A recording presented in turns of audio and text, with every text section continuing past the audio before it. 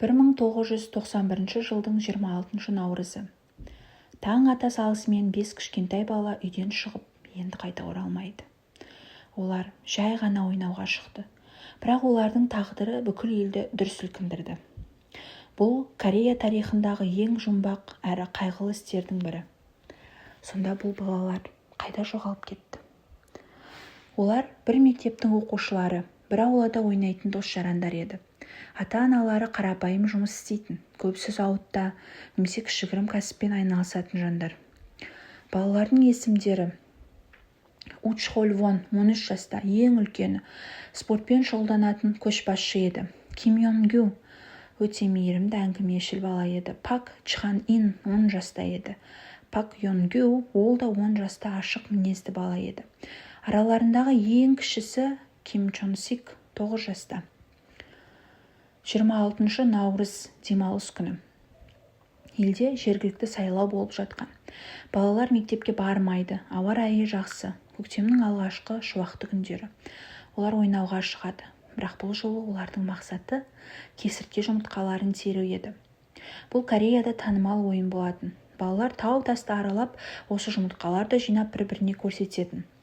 Сағат 9 шамасында 5 бала бірге үйден шығады. Олардың соңғы рет тірі көрген сәті осы таңғы 9 шамасында еді. Балалар Тегу қаласындағы Варен тауына бет алады. Бұл тау үйден 2 шақырымдай ғана жерде орналасқан. Балалар бұрын да бірнеше рет сонда барып жүрген.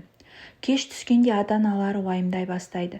Әдетте балалар түскі асқа келеді, бірақ бұл жолы ешқайсысы келмейді. Соң полицияға хабар беріледі. Алғашында іздеу кішігірім болды, бірақ бірнеше күннен кейін бұл іс бүкіл елге тарады. Президенттің өзі араласты. Әскер, полиция, волонтерлар барлығы көмектесті. 30 мыңнан астам адам қатысты. Варен тауы 500 рет тексеріледі. Кейбір сарбаздар үйіне қайтпай сол жерде ұйықтап іздеуді жалғастырды. Бірақ ешқандай із, аяқ киім, қалдық, ештеңе табылмады. Ата-аналар өздері де іздеуге шықты. Кейбірі тіпті жұмысын тастады. Балалардың суреттері бүкіл елге тарады. Олар сүт қорабында, сіріңке қорабында, тіпті темекі қорабында басылды. Бұл іс Корея халқы үшін шок болды. Телевизия күнде олар туралы репортаж жасады. Ата-аналар көз жастарын тыя алмай интервью берді. Олар: біз сенеміз, біздің балаларымыз тірі деді. Журналистер, сарапшылар әртүрлі теория айтты.